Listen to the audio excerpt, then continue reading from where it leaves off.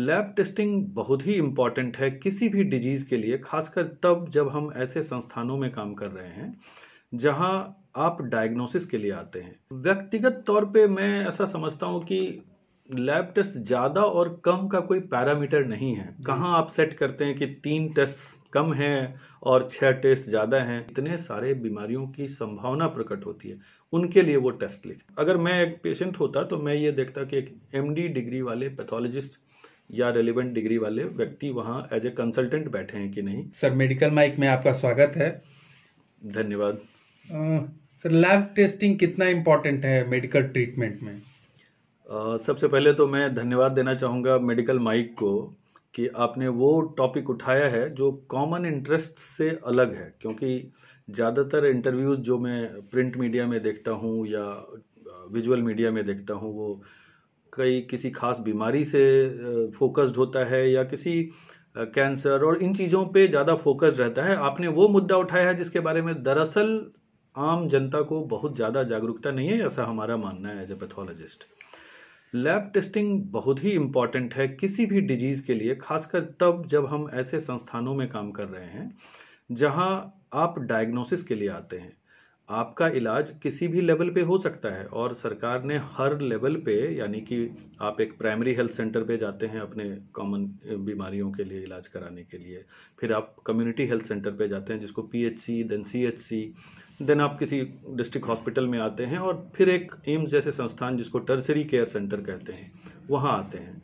तो ऑब्वियसली आप वहाँ इसलिए आते हैं कि आप चाहते हैं कि आपकी बीमारी का डायग्नोसिस बने कि क्या बीमारी है और तब उसी के अकॉर्डिंग उसी बीमारी का इलाज हो।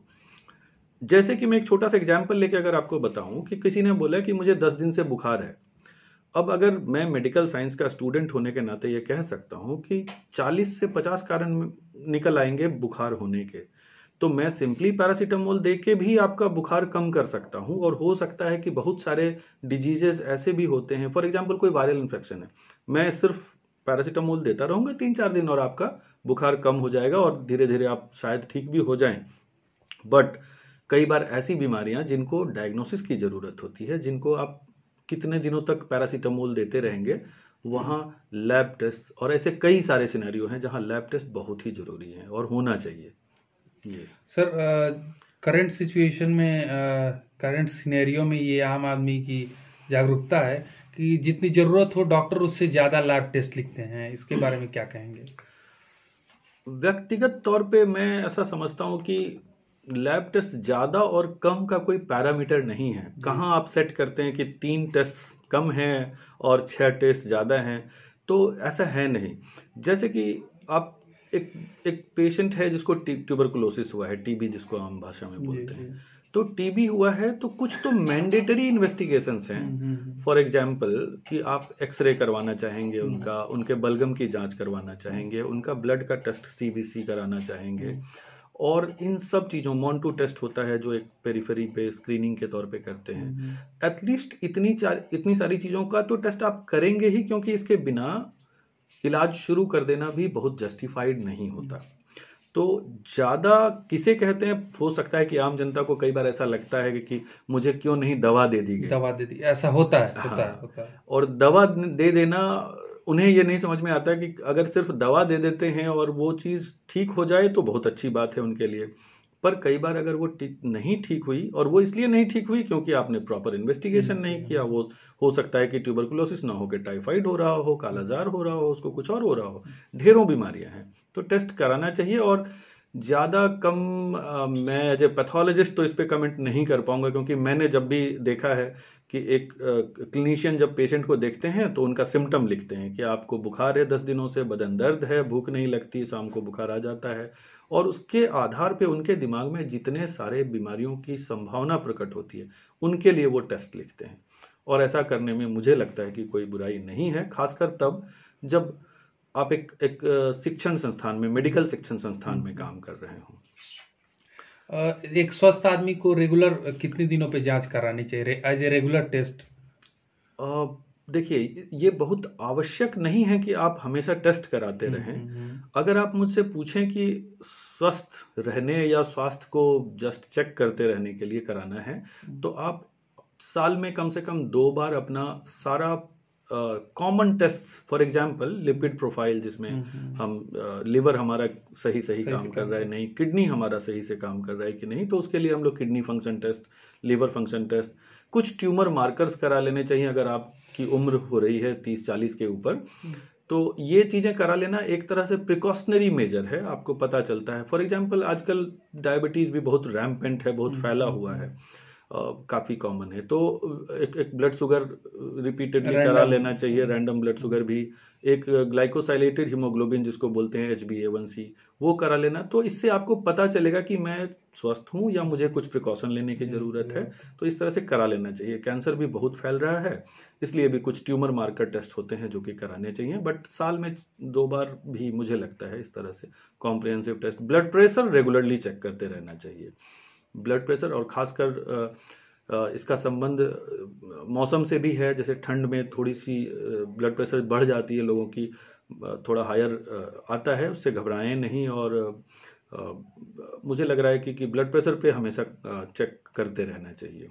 जहाँ तक जांच की बात है सर, कैसे ये आम लोगों को ये पता चले, या किस तरीके के लैब हो जहाँ पे हम जांच कराएं, इसके कोई मानक हैं या? मैं समझता हूं कि अगर मैं एज ए पेशेंट कहीं जाऊंगा अब जांच कराने के लिए, और अगर मैं मेडिकल प्रोफेशनल नहीं होता, तो मैं 2-3 चीजों का ख्याल रखता। एक, मैं वैसे ही लैब में जाना पसंद करूंगा जहां पर एक कोई पैथोलॉजिस्ट, बायोकेमिस्ट, जो जिस तरह का टेस्ट है, आम जनता को ये भी ज्यादा जानकारी नहीं होती कि किस तरह के टेस्ट के लिए कौन सी डिग्री है। तो अगर आप कोई टिश्यू बेस्ड, आपकी बायोप्सी निकाली गई है, आपका मांस का टुकड़ा निकाला गया है जिसकी जांच होनी है, तो आप उस लैब में नहीं जांच करा सकते जहां एक माइक्रोबायोलॉजिस्ट बैठा है, वो पैथोलॉजिस्ट का काम है। हम लोग कॉमनली ये सोचते हैं ना कि कोई भी बैठा हो, एक पैथोलॉजिस्ट, एक माइक्रोबायोलॉजिस्ट, तो वो लैब है और वहाँ किसी भी जांच करा सकते हैं। हाँ, हालांकि अब उनकी व्यवस्था सारे लोग लैब में ये करके रखते हैं कि ठीक है, अगर वो चीज खुद से कोई पर्टिकुलर टेस्ट नहीं कर पा रहे तो वो एक किसी के साथ संबद्ध लैब में अपना वो सैंपल भेज देते हैं। बट देखना, अगर मैं एक पेशेंट होता तो मैं ये देखता कि एक MD डिग्री वाले पैथोलॉजिस्ट या रेलिवेंट डिग्री वाले व्यक्ति वहां एज ए कंसल्टेंट बैठे हैं कि नहीं, पहला। दूसरा, क्या वह लैब अपने टेस्ट की वैलिडिटी को बार बार रिपीटेडली चेक करता है। और यह एक संदेश भी है कि सभी लैबों को अपने यहाँ एक प्रोग्राम के तहत काम करना चाहिए कि हाँ, मैं इतने इतने दिनों पर अपने क्वालिटी को चेक करता हूँ, टू बी श्योर कि मैं अगर किसी को ब्लड शुगर कह रहा हूँ कि आपका बढ़ा हुआ आ रहा है, तो वो सैंपल अगर 10 और लैब में भी टेस्ट हो तो वो बढ़ा हुआ ही आए। इसकी प्रतिबद्धता और इसके बारे में सुनिश्चित करना तभी हो पाएगा जब वो खुद सैंपल को और अलग अलग टाइप के सैंपल को टेस्ट करके अपने मशीन की, अपने गुणवत्ता को चेक करते हैं। ये कैसे पता चले आम आदमी को? तो मुझे लग रहा है पहला मानक ये है कि जो बहुत सारे जो रेगुलेटरी एजेंसीज हैं जो उनकी क्वालिटी को सर्टिफाई करती हैं, लैब की क्वालिटी को। फॉर एग्जांपल NABL है, national accreditation board for laboratories. तो NABL एक ऐसी संस्था है जो मानक उनके निर्धारित हैं, और वो उस आधार पर आपके सारे क्वालिटी पैरामीटर्स को चेक करती है और तब आपको NABL सर्टिफिकेशन देती है। यह अपने आप में एक प्रमाण है कि आप कम से कम इतना जो है एक बेसिक लेवल का या एक एडवांस लेवल का आप गुणवत्ता मेंटेन करते हैं। तो अगर NABL एक्रेडिटेड लैब है, उसी तरह इससे ऊपर भी एक है जो इंटरनेशनल एजेंसीज भी इस तरह की गुणवत्ता का प्रमाण पत्र देती हैं, जैसे कि कॉलेज ऑफ अमेरिकन पैथोलॉजिस्ट हैं, तो CAP कहते हैं। CAP एक्रेडिटेड लैब और भी अच्छी लैब है। 3-4 पैरामीटर्स हमेशा देखने चाहिए कि उसके अंदर एक कंसल्टेंट हो जो पैथोलॉजिस्ट हो, जो MD डिग्री होल्डर हो, किसी न किसी प्रमाणिक संस्था द्वारा प्रमाणित किया गया हो। ऐसा नहीं कि कोई भी लैब जो NABL या CAP एक्रेडिटेड नहीं है वह गुणवत्ता में खराब ही होगा। मैं व्यक्तिगत तौर पे भी कई ऐसे लैब को जानता हूं जिन्होंने इन चीजों के लिए, भले ही इनके लिए अप्लाई करना पड़ता है सर्टिफिकेशन के लिए, तो अगर उन्होंने नहीं भी अपनी गुणवत्ता को उनसे चेक कराया है, फिर भी वो अपने लेवल पे पूरी तरह मेंटेन करते हैं उसको। और इसका साधारण तरीका ये है ना कि लैब्स कई बार अपना सैंपल जो उन्होंने अपने मशीन पे या अपने यहाँ फलाना रिपोर्ट दिया, उसको वो दूसरे लैब में ऐसे ही भेज देते हैं, किसी प्रमाणित लैब में जो NABL हो, जो CAP एक्रेडिटेड हो। उस लैब में भी अगर वो आ रहा है तो उनको पता चलता है कि मैं ठीक रिपोर्ट कर रहा हूँ। और अगर ऐसा डिस्क्रिपेंसी मिलता है कि नहीं वहाँ तो कुछ और आया, तो फिर उनको वापस अपना मशीन में या अपनी गुणवत्ता को हर लेवल पे चेक करना पड़ता है। तो ये 3-4 चीज़ों से मुझे लगता है कि अगर ध्यान दें आम जनता, तो किसी तरह के गलत रिपोर्टिंग के इसमें जाल में नहीं फंसेंगे शायद। अभी बिहार में बहुत जनसंख्या भी है और बहुत सारे लैब भी खुल रहे हैं, जी जी। जिसमें कोई ये सर्टिफिकेशन और ये सारी चीज़ें नहीं होती है। तो हम्म। सरकार की कोई ऐसी बॉडी है जो इसको कंट्रोल करे या उनको देख रेख करे कि हाँ लैब जो खुल रहे हैं वो सही हो या ऐसा कुछ?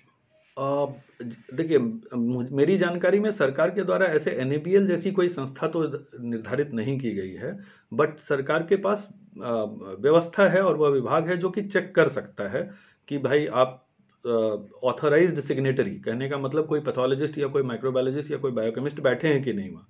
तो ये वो समय समय पर चेक करती रहती हैं सरकारें, और ज़्यादा क्लोजली एग्जामिन करने के लिए कि वो लैब सच में कैसा काम कर रहा है, सरकार के पास वो चीज़ें नहीं है। इसलिए क्योंकि उसके लिए आपको अप्लाई करना होगा कि आप मुझे मेरे लैब को अपने अपने किसी दल को भेजकर चेक करवाइए और मुझे एक सर्टिफिकेशन दीजिए।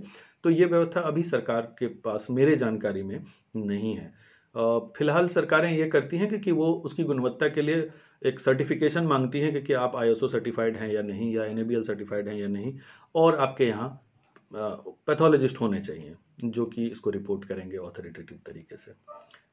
बहुत बहुत धन्यवाद सर जुड़ने के लिए। Thank you. आप सबों का बहुत धन्यवाद पैथोलॉजी के बारे में बात करने के लिए, क्योंकि यह उपेक्षित विषय रहा है अक्सर।